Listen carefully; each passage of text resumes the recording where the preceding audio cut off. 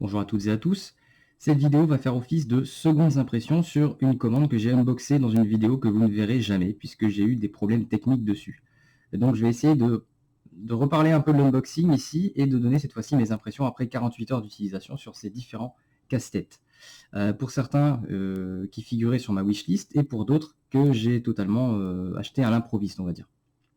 Voilà. Alors il faut savoir qu'à nouveau, comme la dernière fois que j'avais fait une vidéo, j'ai été livré avec un jour d'avance. Donc j'ai commandé un vendredi en début d'après-midi et j'ai reçu ma commande le lundi matin. Donc très satisfait, comme à chaque fois. Et donc je vais parler sans plus attendre des différents articles que j'ai commandés. Je vais commencer par le... Alors, ça parlera pas à grand monde, mais ça s'appelle donc le Square One. Le Square One, c'est quoi? C'est un casse-tête, j'ai envie de dire, c'est pas... Est-ce que c'est un mode du 3x3? Rien moins sûr. Voici à quoi il ressemble au-dessus, voici à quoi il ressemble sur le côté. Et bien entendu, vous verrez qu'il est mélangé parce que je me suis déjà attelé à la tâche et franchement, je galère un petit peu. Donc, je vais pas forcément pouvoir dire grand-chose dessus, si ce n'est que il tourne quasiment que dans un seul axe vertical. Enfin, deux techniquement, si vous le prenez en miroir.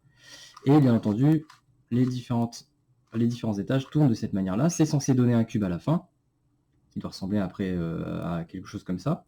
Et donc vous verrez qu'effectivement, il y a des endroits où ça ne peut pas tourner.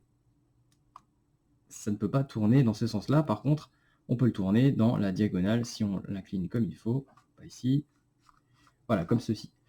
Alors pourquoi je l'ai pris? Parce que je me suis rendu compte que malgré que j'en entends beaucoup parler et que je le vois souvent, et ben je l'avais juste pas. J'étais pas très sûr en fait, donc j'ai regardé un peu dans mes casse-têtes et non, je l'avais pas. Donc j'en ai pris un qui est une version sans aimant, donc c'est une version classique de chez Usine.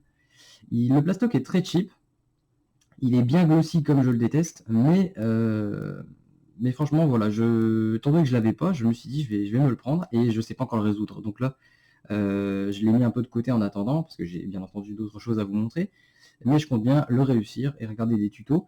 J'ai vu, en fait, j'étais très surpris de voir en fait qu'il y a des gens qui speed solve sur ce casse-tête là. Et généralement, moi dans ma tête, on ne speed solve pas sur des modes de 3x3. Mais voilà, celui-ci, c'est apparemment un casse-tête qui plaît en speed solving. Et donc je me suis dit, si c'est speed solving, c'est qu'il doit avoir une méthode assez efficace.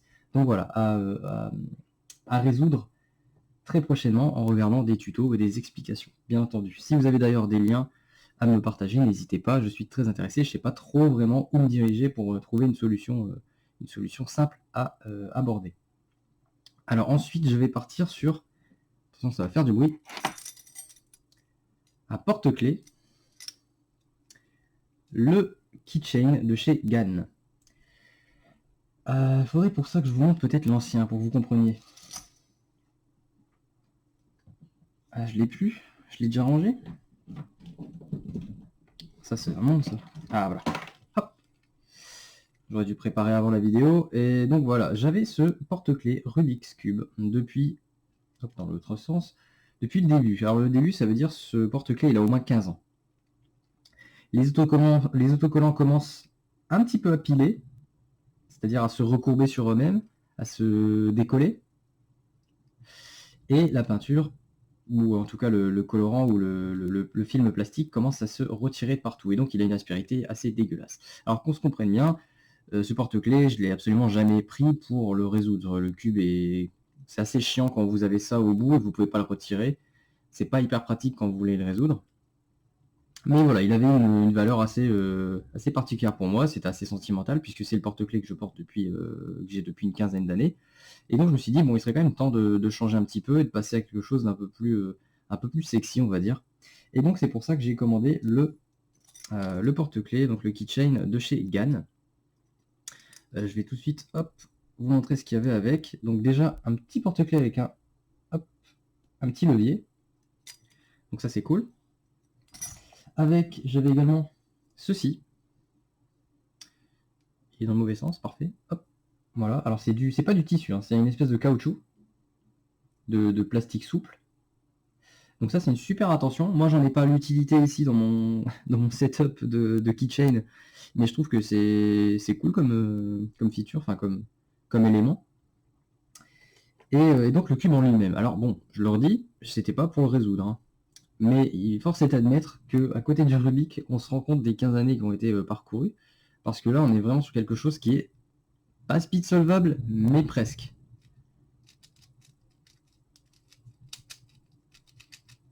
Ça ne pop pas, ça ne twiste pas, mais ça corner cut. C'est assez... La première fois, enfin, dans la vidéo où je l'avais unboxé, j'étais assez comment dire, enjoué et surpris de voir qu'on pouvait faire du corner cut sur un cube aussi petit. Et en plus, alors ça j'avais regardé, mais c'était vraiment pour le fun, j'y croyais pas du tout, mais on peut bien le setup, c'est-à-dire on peut bien gérer la tension. Je vois pas vraiment l'intérêt sur cette taille-là, sur cette dimension-là, je vais bien l'avouer. Donc c'est pas, voilà, à nouveau, ça va rester un porte-clés pour moi, c'est pas quelque chose que je vais solver dans le bus ou dans les transports, j'ai déjà des cubes pour ça. Mais ce qu'il faut dire, c'est que je suis extrêmement satisfait de la qualité. On est sur un plastique frosted, donc un plastique mat, et c'est de très bonne facture, c'est très bien coupé, sculpté, et l'objet est vraiment très cool. Et donc j'espère qu'il va durer très longtemps, comme le précédent, voire plus, parce que là on n'a pas d'autocollant, et c'est aussi un des éléments qui m'a attiré. J'espère aussi que le crochet de la chaîne va tenir la distance, parce que j'ai pas l'habitude de changer de porte-clés. Donc voilà. Est-ce que c'est comment dire, est-ce que il faut considérer comme le meilleur keychain? Non, parce qu'il va y avoir une question de design aussi. Si vous cherchez des keychains de puzzle de ce type-là sur les sites internet, vous allez tomber sur, il y a des animaux, il y a des 3x3 un peu bombés, il y a des 2x2. J'ai hésité longtemps avec un 2x2, qui est à mon avis beaucoup plus pratique à utiliser sur des dimensions comme celle-ci. Et j'ai entendu beaucoup de bien du mini Jiaoshi, le keychain Jiaoshi, qui est disponible en 2 dimensions, je pense. Il y a le 3 cm et le 3,5 cm. Donc non, ça n'en fait pas forcément le meilleur. Maintenant, tout dépend de ce que vous voulez. Moi, de ce que je vois ici, je suis extrêmement satisfait de sa qualité de porte-clés, en fait, tout simplement. Donc voilà, ça c'était le petit plaisir. C'est vrai que depuis, on va dire un mois, je vois mon porte-clés à moi qui faisait de la tronche, donc je voulais en prendre un nouveau, et voilà, je suis très content d'avoir celui-ci désormais. Hop. Ce qui n'en fait pas forcément le meilleur, comme je vous l'ai dit, tout dépend de l'usage que vous voulez en faire. Et donc celui-ci, c'est 10 €, je pense. Alors, qu'est-ce que j'ai pris d'autre dans cette commande? Eh bien, j'ai pris un 2x2. J'avais déjà un 2x2, qui est ici, qui est un chi je ne sais plus quoi. Démonstration.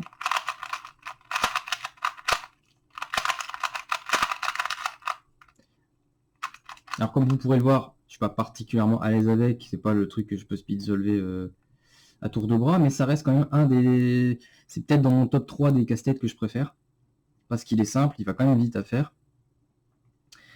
En revanche, c'est vraiment au niveau du bruit que ça me gênait. J'aime beaucoup le plastique mat qu'il y avait dessus, mais le bruit me gênait. Donc je me suis dit, je vais en prendre un autre qui en plus a des aimants. Donc celui-ci, qui est le MS, est un 2x2 de chez Chi avec des aimants. Malheureusement, j'ai perdu le plastique que j'aimais bien, c'est-à-dire le Frosted, et cette fois-ci on est sur un plastique réfléchissant. Et la première chose que j'ai remarqué, c'est qu'il était un peu plus léger alors qu'il a des aimants. Donc plus léger que le précédent, c'est assez inattendu. Il fait moins de bruit, comme vous allez l'entendre dans un instant, et il est vraiment très smooth en fait.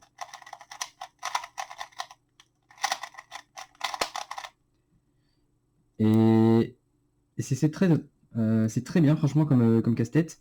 Ça va peut-être me remettre un petit peu dans la performance et dans le training sur le 2x2, qui est quelque chose que j'utilisais de temps à autre, hein, pas forcément quotidiennement. Mais celui-là m'a vraiment remis dedans. C'était par exemple dès que je l'ai unboxé, en fait, hein, je m'en suis pas mal servi. Je me suis créé une catégorie sur Twisty Timer pour ce cube, ce que je n'avais jamais fait jusqu'à présent. Donc non, je suis vraiment très content de cet achat. Il m'a pas coûté très cher, hein. Combien ça pouvait être celui-là? Attendez, j'ai les prix sous les yeux. On va regarder ça. Donc pour ce 2x2 de chez Chi MS, on est à 7 $, pardon. Bon, ça peut faire presque le prix d'un 3x3, mais honnêtement, pour la qualité, c'est très bien. Mon seul regret, c'est effectivement ce plastique qui n'est plus frosted. Maintenant, je suis quand même curieux parce que je me demande comment on peut luber les parties internes de ce casse-tête. Je sais pas si ça se verra à la caméra, mais ça m'a l'air. Il n'y a aucune surface pleine sur lesquelles mettre du lubrifiant à l'intérieur. Il y a des alvéoles en fait, et donc j'ai peur qu'en mettant du lubrifiant, ce lubrifiant n'aille pas exactement où il faut. Donc je ne sais pas si c'est un cube qu'on peut luber. En tout cas, ce qui est sûr, c'est qu'on peut le setup parce qu'il y a des vis pour la tension. Mais moi, franchement, out of the box, il est prêt à l'emploi et je l'ai pas bidouillé du tout, ni lubrifié, ni modifié la tension. Donc voilà, si vous voulez même si vous voulez débuter hein, avec un petit 2x2 pardon, pas cher et avec des aimants et qui tient bien la route, moi je pense que c'est un excellent choix, le Chi MS. Voilà. Donc très satisfait et j'ai hâte de poncer un petit peu plus ça. Donc j'ai fait le Square One, j'ai fait le porte-clés et le 2x2, et bien il me reste plus grand chose à faire. Je vais vous montrer un petit peu un des derniers éléments de ma wishlist qui était je vais y arriver, le Eugene Little Magic M. Alors Eugene Little Magic, je vais refaire à nouveau une perspective, une rétrospective pardon, mais c'est un des cubes, je vais vous montrer l'original qui est ici, c'est un des cubes qui s'est peut-être le plus vendu parce qu'il avait un très bon rapport qualité-prix.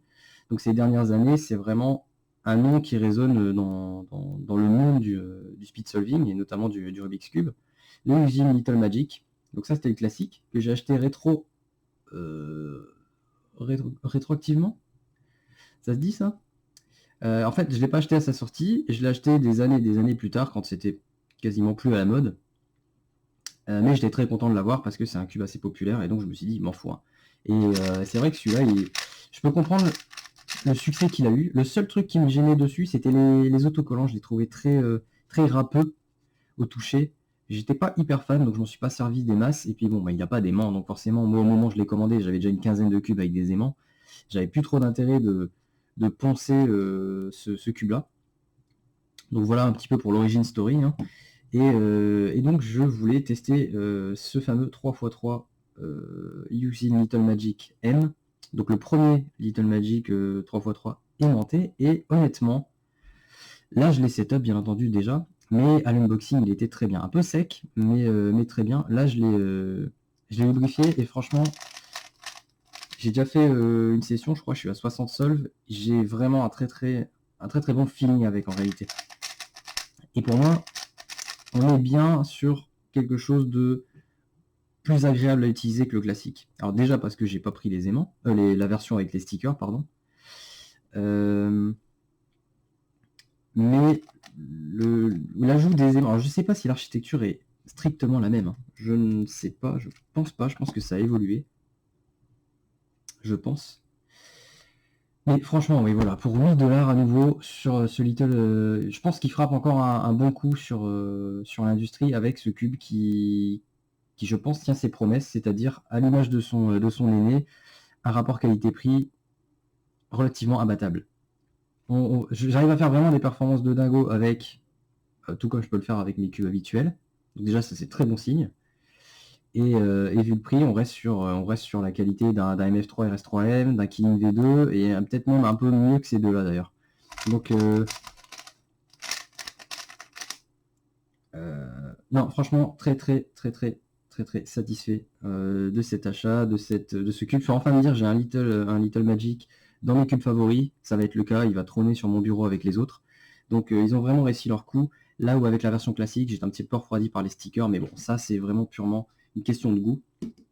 Vous pouvez vraiment prendre même la version traditionnelle du tout début, hein, je sais plus, je crois que c'est 2015, 2016, je sais plus exactement. Ça se vaut encore, mais il n'y a pas les aimants. Donc voilà pour le Using Little Magic M qui m'a surpris agréablement et satisfait au point que voilà, j'ai envie de m'en servir et de faire des longues sessions et qu'il fasse partie de l'aventure que je vis déjà avec les autres cubes. Donc voilà, très content. Et enfin, je pense qu'on va attaquer le gros morceau. Mais avant ça, je vais peut-être parler quand même d'un élément que j'ai eu en faisant ma commande sur le Speedcube Shop.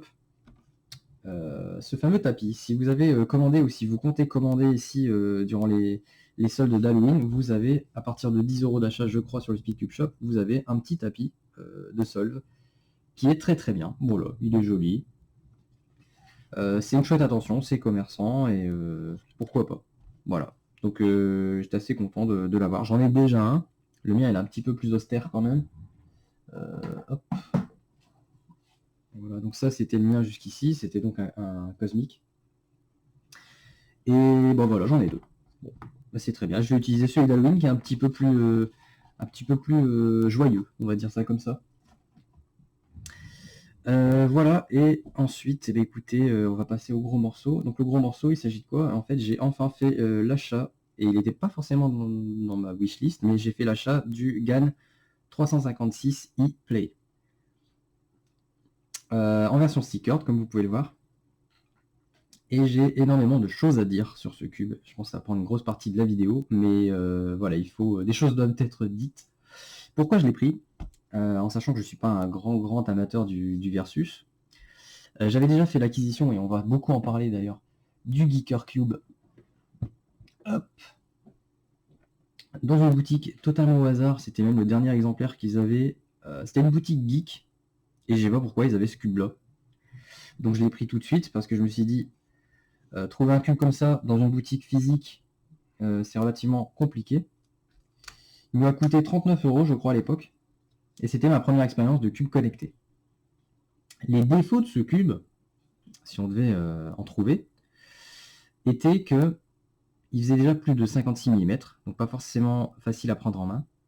L'architecture des pièces n'était pas particulièrement faite pour le speed solving, alors que c'est un peu idiot pour une application qui propose de faire des duels. On s'attend quand même à être un peu à l'aise pour résoudre rapidement. C'était pas le cas, donc on était sur une architecture assez basique. Il était donc un peu plus grand et un peu plus lourd aussi. C'est vraiment un cube qui pèse son poids, et donc sur la durée, sur la longueur, j'ai arrêté de l'utiliser parce qu'en fait, je me fatiguais, je me faisais du mal, et puis finalement, j'arrivais pas à atteindre ma performance de cube non connecté. Ça, et ensuite l'application qui avait des problèmes de matchmaking assez redondants, c'est-à-dire que ça ne trouvait pas forcément rapidement un adversaire, et quand ça trouvait quelqu'un au bout de 5-10 minutes, c'était pour vous foutre avec quelqu'un qui avait une moyenne 10 à 20 secondes plus rapide que vous. Donc c'est pas hyper gratifiant d'attendre autant de temps pour se retrouver, pour savoir qu'on va perdre d'avance. Donc voilà ce qui se passait. Cela dit, les bons points de ce cube, et ensuite je parlerai du GAN bien entendu, c'est déjà sa présentation. Je trouve ça vraiment hyper fun et hyper inventif. Le fait de faire un petit bonhomme avec son casque. Il y a juste à brancher en fait le câble de recharge dans le casque ici. C'est fait pour quoi? Bon, je sais plus. Ah oui, c'était pour l'attache dans la boîte. Je regardais un petit peu les encoches, c'était pour qu'il ne bouge pas dans l'emballage. Mais voilà, c'est super inventif, c'est créatif, c'est mignon. C'est sympa. Et ensuite, le design du cube qui, pour le coup, je dois dire, les autocollants sont hyper fins, hyper discrets, hyper bien posés, j'ai rien à dire. Les formes des stickers sont vraiment cool. Et la finition du plastique, il est bien arrondi et tout, et il est consistant. Et honnêtement, hormis les défauts que je viens de citer, c'était vraiment un cube très qualitatif en fait, pour du connecté. Je sais plus exactement la date de sortie du Geeker Cube. Faudrait que je me renseigne un petit peu. Ça parle de 2018, l'application. Ouais, donc on serait sur un cube qui... Ouais, 2018. J'ai pas plus de précision à ce sujet-là. Mais voilà, donc ça c'était ma première expérience avec les cubes connectés, et je me suis dit que j'en avais pas besoin à nouveau tout de suite. Seulement ici, voilà, je me suis dit on approche la fin de l'année 2020, et pour marquer le coup, je me suis dit je vais me prendre un GAN pour voir un petit peu ce que ça vaut. Et c'est un cube qui... voilà, je vais pas teaser plus longtemps, je suis hyper mitigé dessus. Il y a des qualités et il y a aussi des défauts.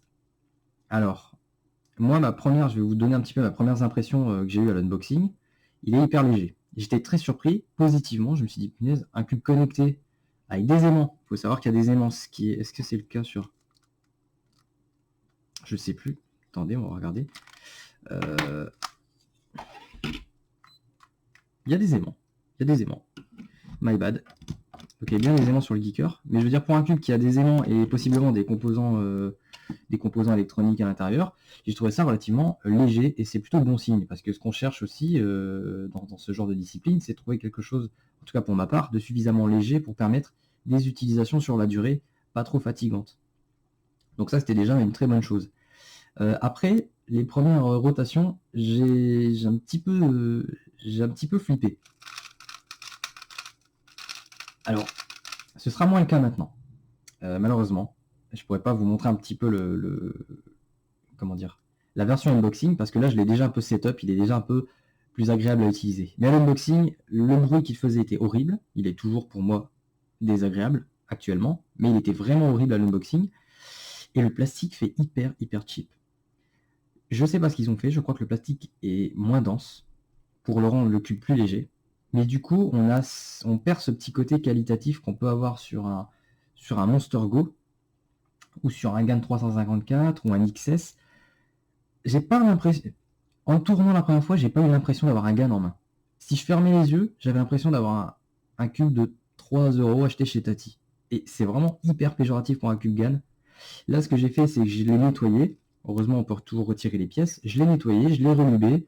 J'ai un petit peu géré la tension. Alors, on peut gérer la tension, même si c'est infiniment plus compliqué que n'importe quel cube GAN que l'univers a engendré. Ah, vache. Oh, c'est compliqué, hein, mais... Donc en fait, vous avez un espèce d'IPG spécialement conçu pour le cube connecté. C'est pas du tout l'IPG que vous allez retrouver dans les autres GAN. Il y a 2 tensions de base. Et on vous livre aussi, je crois, mais je les ai déjà rangés, vous avez avec dans la boîte des ressorts. Donc vous pouvez customiser un petit peu la tension des ressorts. Enfin, la tension, les ressorts de base, on va dire. Mais vous avez quand même 2 niveaux de tension avec l'IPG. Donc du 0,8 et du 0,6 pour l'information. Hop. Donc moi je l'ai mis en loose, bien entendu. Il était en, je crois, en 0,6 quand je l'ai eu, quand je l'ai unboxé. Donc après avoir mis du loop, tout ça, il est un petit peu plus agréable. Mais il y a quand même ce petit côté, ce petit bruit et ce petit feeling de cube vraiment très cheap. Alors ça s'arrange pas non plus parce que voulant faire un peu l'original, je me suis dit ça fait longtemps que j'ai pas pris un GAN avec des autocollants, je l'ai commandé avec des stickers. Et je regrette amèrement parce que les stickers, je les trouve un petit peu trop sensitifs. Pour moi, ils sont pas assez discrets. Il y a un petit relief qui me gêne. C'est pas aussi violent que sur un usine Little Magic à l'ancienne. Mais tout de même, je pensais que GAN avait fait... Voilà, je sais pas. Ou alors est-ce que c'est dans ma tête. Mais en tout cas, les autocollants du Geeker, pour moi, sont beaucoup moins contraignants. Je les ressens moins. Ici, je les ai. Je les ressens au toucher. Donc on a ce bruit un peu de creux, ce plastique léger, ces autocollants qui sont pas forcément dingues ou ni à mon goût, on va dire. Et donc voilà, je veux dire, s'il n'y avait pas l'autocollant GAN dessus, ce serait un cube que je dirais assez random. Hein. Comme je le dis dans certains cas, il y a des cubes qui sont un peu génériques et qui ont un peu moins de personnalité. C'est le cas avec ce cube-là. Je pourrais pas dire, ouais, ça ressemble, ça fait vraiment GAN, il y a vraiment une qualité. Non. Clairement, non. Et c'est déjà une déception, c'est que sur l'objet en lui-même, ça ressemble pas vraiment à ce qu'on a l'habitude d'avoir chez GAN. Bon. Après, en termes de performance, je dois bien avouer que c'est très proche de ce que je peux avoir, de ce que je peux faire avec un cube non connecté. Et ça, le Geeker ne me le donnait pas. Le Geeker, je sentais que c'était un cube à la traîne, que à cause de sa technologie peut-être et de son design, il fallait faire un petit peu le sacrifice de la performance. Ce qui n'est pas le cas avec ce GAN. Donc j'arrive tout à fait à faire la même chose qu'avec mes autres cubes. Donc ça, c'est déjà assez surprenant et impressionnant. Je m'attendais quand même pas à pouvoir faire ça. Mais au niveau performance, c'est au rendez-vous. Ça, il n'y a pas de souci. Quand je fais des solves, que ce soit en solo ou en versus, j'arrive dans mes moyennes. Donc ça, c'est très bien. Alors je ne peux pas vous parler du cube sans vous parler de l'application, ce qu'ils appellent le Cube Station. Et je vais d'abord revenir sur le chargeur. Voilà, donc ça, c'est ce que Geeker nous propose. Et ça, c'est ce que GAN propose. Voilà. Pourquoi je vous le montre? Parce que ça m'énerve.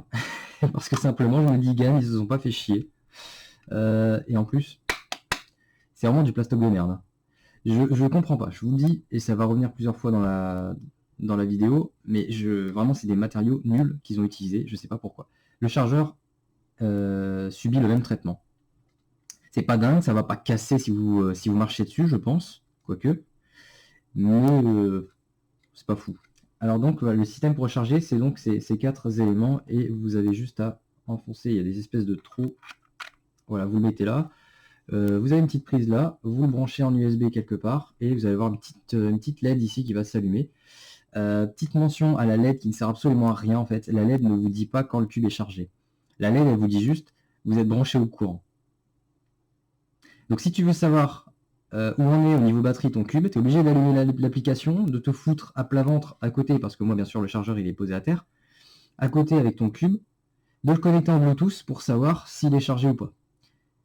C'est débile et pas ergonomique du tout. Mais bon, c'est comme ça. Alors que le geeker, est-ce que le geeker il avait un moyen de savoir? Je vous avouerai que pour être tout à fait fair play, je me rappelle plus comment fonctionne la gestion de la charge sur le geeker.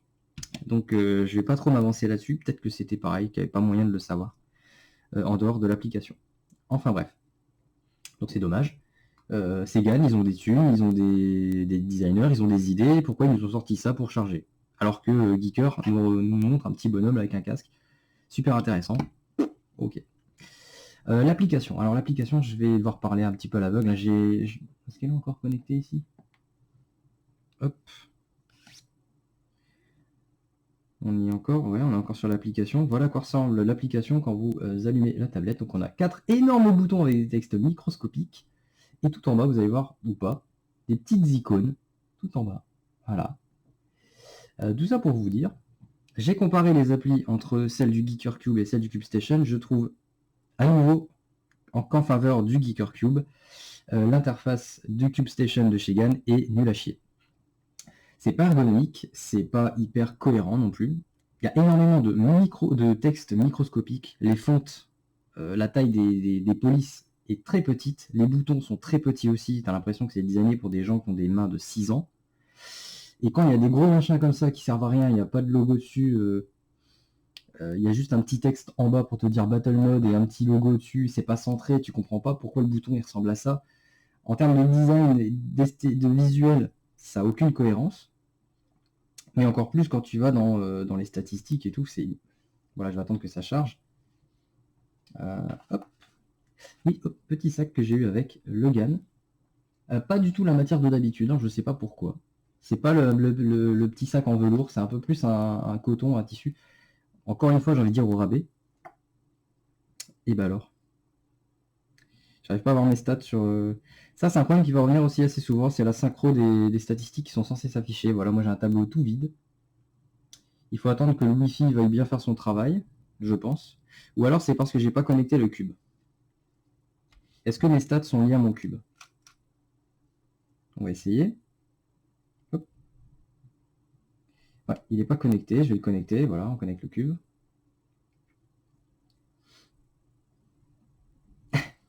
Ça aussi, il faut que je vous montre, c'est assez rigolo. À chaque fois que j'allume l'application et que je lis mon cube dedans, il me dit votre cube il est comme ça. Alors vous verrez que la synchronisation, c'est un des défauts aussi que j'ai expliqué. Heureusement, on peut reset le cube. Là, il me dit batterie pleine, c'est bien. Donc en fait, on peut reset la calibration. C'est-à-dire, on dit au cube, il est fini, dans l'état où il est actuellement, et l'application va dire, ok, bah du coup, je le remets en état fini. Voilà. Et donc ensuite, voilà. Mais ça, c'est un truc, à chaque fois que j'allume l'application, il me fout mon cube complètement en l'air. Donc je dois le recalibrer à chaque fois. Ce qui n'arrivait pas sur le Geeker. En tout cas, pas aussi souvent. Il y a aussi une application de calibration sur le Geeker d'ailleurs. Ensuite, vous avez un profil où dessus vous mettez votre pseudo, votre adresse mail, votre numéro de téléphone, des trucs comme ça. C'est pas obligatoire, bien entendu. Qu'est-ce qu'on peut faire? Il y a possibilité de mettre votre tête en avatar en utilisant l'appareil photo de votre téléphone ou de votre tablette. À savoir que moi ici c'est une tablette, hein, c'est pas un téléphone que j'ai. Dans les options, qu'est-ce qu'on a? Ouais, on peut changer le skin du cube en 3D. Il y a un cube en 3D dessus, mais c'est vous qui gérez l'orientation en fait. Donc voilà. Et alors donc comme ici il s'agit du GAN 356i Play, c'est une version une version un peu allégée. Il n'y a pas le gyroscope dedans, dont bénéficiait le tout premier cube connecté GAN. Ça a permis de rebaisser le prix, et puis franchement, on s'est rendu compte que le gyroscope servait à rien, ça n'a aucune plus-value. Mais je vous avouerai qu'après avoir utilisé l'application en solo et en multijoueur, en fait, et ça s'appliquera peut-être à tous les cubes connectés, je vois pas l'intérêt de voir notre cube en 3D en temps réel sur l'écran. Je comprends pas, et c'est stupide, hein, parce que ça ne m'avait pas interpellé quand j'étais avec le Geeker Cube. Ça n'a aucune plus-value de voir ton cube en 3D faire la même chose que ton vrai cube dans les mains. Voilà. Donc voilà, ça n'a aucun intérêt en fait. Qu'il y ait des capteurs dedans pour te dire le nombre de mouvements que tu as fait, le nombre de rotations, etc. Ça, c'est hyper intéressant. Ou voire même pour voir en temps réel le cube de l'adversaire. Ça, ce serait intéressant à la limite. Mais voir le tien, pourquoi tu veux voir ton cube en 2 exemplaires bouger, faire les mêmes mouvements? Ça n'a aucun intérêt. Donc voilà, ça se pose là. Je pense que c'est vraiment une technologie qui est encore en ébullition et c'est l'effet de la nouveauté. On se dit, oh putain, je vois mon cube en 3D, il fait la même chose. Et puis on s'en bat les couilles en fait. Mais bon, ça n'est pas propre au GAN. C'était juste pour notifier un petit peu l'anecdote. Donc l'interface pour moi, il y a des choses qui sont pas claires. C'est trop petit, partout. Les boutons sont horribles. Je dois appuyer plusieurs fois, alors que j'ai des petits doigts de rien du tout. Donc je me demande si un adulte vraiment assez massif, avec des gros doigts, des saucissons, s'il arrive à faire quoi que ce soit avec cette application, je ne le pense pas. Sur l'application de Geeker, c'était vraiment des gros boutons colorés, c'était très clair. Là, on est vraiment... j'ai l'impression que c'est pas ergonomique du tout. Je pense pas que ce soit des vrais des infographistes ou des designers graphiques qui ont pensé l'application. Ou alors ils sont vraiment très mauvais. L'organigramme des menus n'est pas très clair non plus. Pour arriver à avoir telle information, les menus je les trouve pas forcément très logiques, le cheminement. Qu'est-ce qu'il y a d'autre? Puisque c'est une application pour jouer en multi, comme je l'ai expliqué avec le Geeker Cube, le problème c'était le matchmaking qui était très long et pas forcément très pertinent. Ici sur le GAN, je dois bien avouer que le matchmaking est très rapide.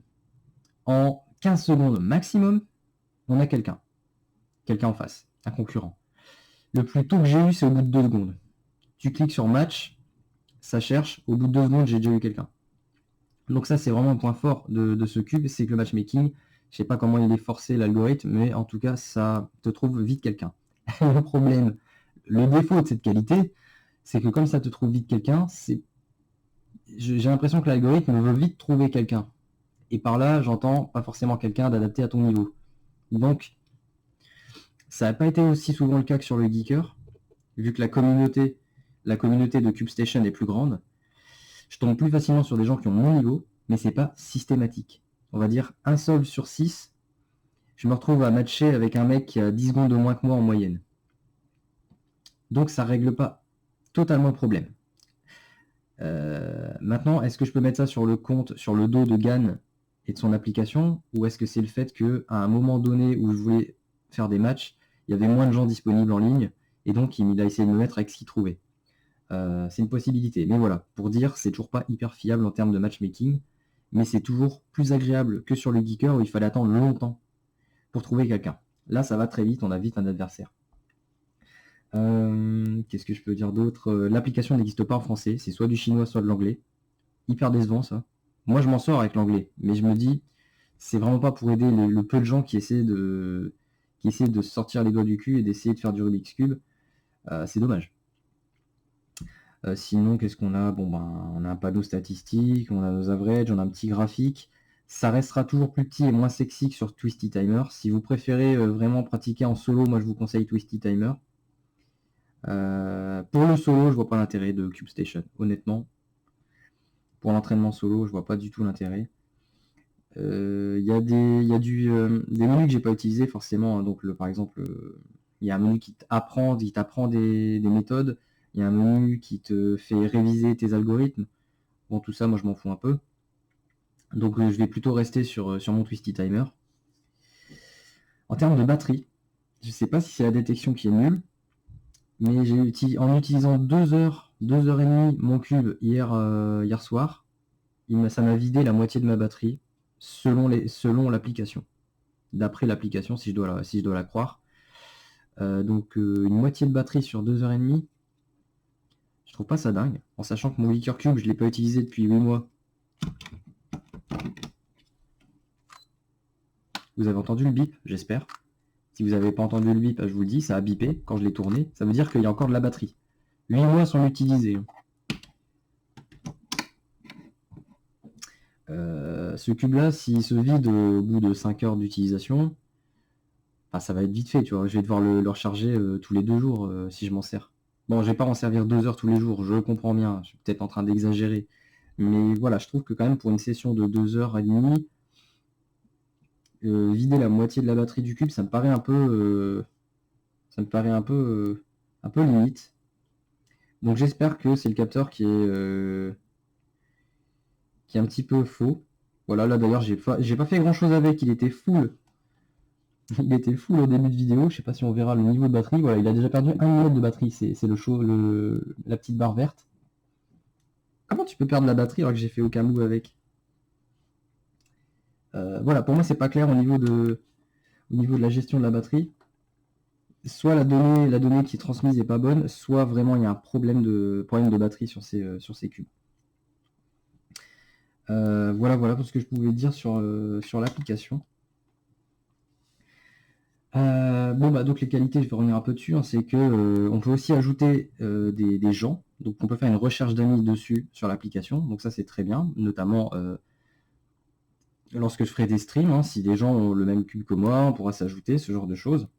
On peut se chercher par pseudo. Donc on va dans Friends, et ensuite on peut faire Add Friends, et là on cherche quelqu'un.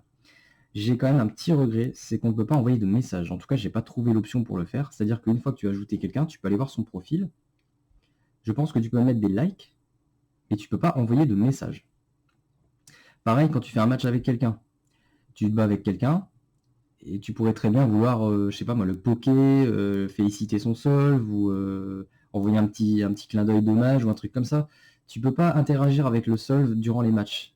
Les matchs, c'est vraiment de la distance pure, quoi. Tu fais ton solve, le jeu te dit si t'as gagné ou si t'as perdu, et basta. Il n'y a aucune interaction avec la personne que tu as en face. Tu peux l'ajouter en ami, mais de toute façon, tu peux pas lui envoyer un message. Donc c'est très bizarre. L'aspect social est vraiment mis de côté, j'ai l'impression, sur cette application-là. C'est dommage. Dans un système où on peut rechercher des amis. Après, si tu peux ajouter des gens que tu connais, bah, c'est très bien. Tu peux chatter avec sur l'ordinateur pendant que tu utilises l'application. Mais voilà, il manque certains outils, je pense.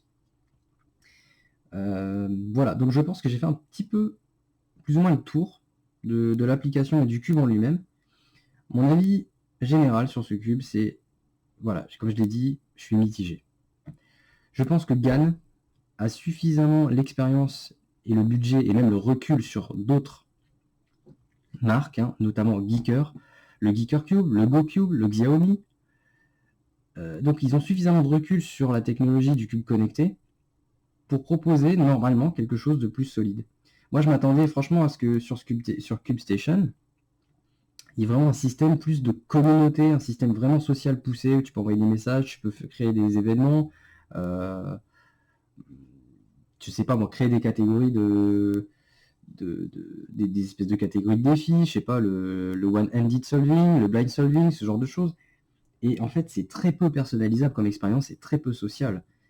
Et le solo, bah, pour moi, bah, voilà, je trouve qu'il est pas hyper intéressant dessus. Il y a des applications qui le font mieux. Ergonomiquement, c'est à la rue. Je comprends pas en fait. Je trouve que autant sur l'objet que sur l'application, c'est fainéant. C'est fait à l'arrache. Et c'est GAN. Et donc ça n'a aucune logique. GAN, normalement, sont censés faire les choses bien. Et là, moi, je m'attendais vraiment à mieux sur tous les points de vue. Je m'attendais à ce que l'application soit plus poussée, mieux pensée, plus ergonomique que sur du Geeker, plus pro, que le cube soit vraiment qualitatif. J'ai vraiment pu revoir toutes mes attentes au rabais. Hormis le fait que le cube se comporte très bien. J'arrive à faire vraiment des temps. Voilà, comme je l'ai dit. Le matchmaking te trouve toujours quelqu'un très vite. Mais voilà, si je devais dégager 2 grandes lignes, c'est ça. C'est que c'est un cube très performant et une application qui ne te fait pas attendre longtemps. Mais voilà, elle n'est pas stable, le matchmaking n'est pas parfait. Il est mieux que sur un Geeker, mais c'est pas parfait encore. Et le cube, ben, il fait Il fait cheapos. C'est cheapos. Donc voilà. Je m'attendais pour un prix comme ça à peut-être avoir quelque chose de plus solide, de plus pro. C'est pas le cas, sachant que c'est leur deuxième cube connecté, ils en ont eu un juste avant. Donc voilà, c'est un peu l'incompréhension aussi de mon côté. C'est pas genre, je sais pas, c'est fainéant, mais je sais pas si c'est ça la raison. Est-ce que c'est parce qu'ils voulaient sortir un cube connecté très rapidement et je sais pas. L'application, elle existe depuis un moment en plus, et si c'est vraiment la dernière version de l'application, je trouve ça vraiment très naze. Et, et pour moi, GAN, qui devrait être la marque, la première à sortir un outil d'interaction sociale et communautaire à échelle planétaire, je suis en train de flipper et de me dire mais c'est pas eux qui vont nous sortir de ça, c'est pas eux qui vont nous créer notre espèce de réseau social du Rubik's Cube, parce que s'ils savent faire que ça, on n'est pas sorti de l'auberge en fait. Donc voilà. Est-ce que ça va m'empêcher pour autant de l'utiliser? Pas du tout. Je pense que je suis quand même assez convaincu de ce cube suffisamment pour l'utiliser quotidiennement. Quelques matchs. Ça me donne envie vraiment de rester dedans, comparé au Geeker qui malheureusement lui est un cube très qualitatif avec une application très jolie que j'aime beaucoup. Mais le cube en lui-même est trop lourd et trop gros et pas assez comment dire, sculpté entre guillemets pour le speed solving. Donc c'est vrai que si je pouvais faire un mix des deux, ce serait parfait, mais c'est pas le cas. Mais tout de même, voilà, le GAN me donne quand même en plus quand même la possibilité de plus apprécier mes solves et de pratiquer plus quotidiennement que le Geeker ne le faisait. Voilà. Voilà donc ce que je pouvais dire sur ce GAN I. Ça fait un peu ranting hein, comme vidéo, je peux le comprendre, mais que cela ne vous... Comment dire, ne vous empêche pas de le prendre si c'était dans votre projet de prendre ce cube comme le premier connecté. Moi je vous conseillerais, cela dit, dans le doute, de prendre la version stickerless si ça vous gêne pas. Peut-être que le plastoc aura le même ressenti, le même son et la même qualité un peu cheap, mais vous n'aurez pas les autocollants qui moi me gênent un peu. Et n'ayez pas peur de bien le setup, de bien le lubrifier, pardon. Parce que le lubrifiant qu'il y avait dedans à la base me plaisait pas trop, et c'est vrai que le sentiment est quand même un peu meilleur une fois que vous êtes repassé derrière. Voilà donc sur ce que j'avais à dire sur ce cube, sur cette commande. Prochainement, qu'est-ce que je pourrais encore avoir à commander? Il y a encore bien, alors on va dire, je crois que c'est 3 qui me restent, 3 éléments dans ma wishlist, c'est ça, c'est pas grand chose. Mais je pense que là, on aura usé le bout du bout. Et quand je dis le bout du bout, je parle pas seulement de cette wishlist, je parle de wishlist de manière générale. Il n'y a vraiment plus aucun cube sur une boutique en ligne ou casse-tête qui me fait plus envie que ça. Donc là, je vais vous dire un petit peu les 3 derniers casse-têtes qui me donnent encore envie. Donc il y aurait le GAN 11 Pro, qui est une curiosité récente, mais que je ne vais pas acheter au prix actuel, hein, qui est de 69$. Pour moi, c'est encore un peu élevé. Je vais attendre que ça baisse un peu. Et donc c'est donc le dernier cube de GAN. Ils ont l'air d'avoir mis les petits plats dans les grands, pardon. Et pour le coup, c'est assez rigolo de me dire ça en ayant ce GAN I sous les yeux. Enfin bon, je vais arrêter de verser du sel. Autre cube qui m'intéresse, le IJ Zilong M. Le IJ Zilong M, c'est un cube magnétique 3x3 qui fait 5 cm de largeur. Donc c'est un mini 3x3, entre guillemets. Et comme moi jusqu'à présent j'avais uniquement un... il est pas là, un Jiaoshi, un mini Jiaoshi Classroom, mais sans aimant, eh bien c'est une très bonne nouvelle que IJ ait annoncé ce Zilong 5 cm magnétique. Donc ça je suis très curieux d'essayer parce que j'ai vraiment besoin d'un cube à trimballer dans une petite sacoche quand je m'en vais, quand je suis à l'extérieur, pour que je sois moins encombré et que j'ai toujours quelque chose de très qualitatif. Donc ça j'ai hâte de voir aussi.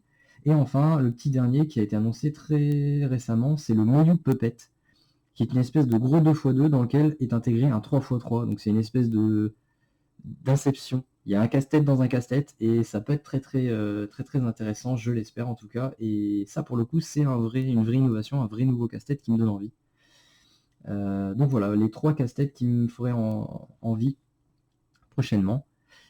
Et voilà, je vais pas les commander séparément, je vais essayer de tout avoir d'un coup si je le peux pour bien sûr que les frais de port soient amortis. Mais après ça, je vous avouerai que là, je serai au niveau de l'industrie, c'est-à-dire j'attendrai qu'il y a des nouveautés. Et des nouveautés qui m'intéressent, bien entendu. Ça ne veut pas dire que je vais tout acheter. Mais voilà, je suis actuellement au même niveau que l'industrie. Je vogue sur au même rythme, on va dire. C'est fini, j'ai plus vraiment de cubes rétro à commander, des trucs que j'aurais ratés par le passé. J'ai vraiment tout ce qu'il me faut actuellement. Donc la chaîne va peut-être un peu ralentir au rythme des vidéos. Mais soyez-en sûrs, je vais toujours essayer de trouver un moyen de rendre ça intéressant et puis moi de retrouver un intérêt dans cette discipline. En tout cas, si je devais refaire une vidéo prochainement, si c'est pas un unboxing, ce serait probablement une vidéo sur peut-être une rétrospective de l'année 2020. Je sais pas encore, je vais rien promettre, mais c'est une idée que j'aurais éventuellement, de faire un petit bilan de cette année. En tout cas, voilà, je vais arrêter la vidéo ici, parce que je parle beaucoup et il y a très peu de démonstrations. Merci à tous ceux qui m'ont regardé gigoter et déblatérer. Et j'ai envie de dire, prenez soin de vous, parce que là, on n'est peut-être pas sorti de l'auberge sanitairement parlant. Mais prenez soin de vous et amusez-vous avec vos cubes, comme d'habitude. Et n'oubliez pas, si vous avez des infos concernant le Square One, des tutos, n'hésitez pas à m'envoyer ce que vous avez de mieux en tout cas. Et bien entendu, comme d'habitude, laissez vos commentaires, vos impressions sur ma vidéo, sur mes propos, comparez vos avis, vos expériences avec les casse-têtes dont je viens de parler. Ça me fait toujours plaisir, moi, d'échanger avec vous. Voilà, sur ce, je vous dis à la prochaine, je ne sais pas quand. Sinon, vous pouvez toujours me suivre sur Twitch pour les rares streams que je m'autorise. Comme ça, vous aurez les notifications et vous saurez quand venir me voir et échanger avec moi. Voilà, je vous dis à la prochaine. Ciao tout le monde et merci de m'avoir regardé.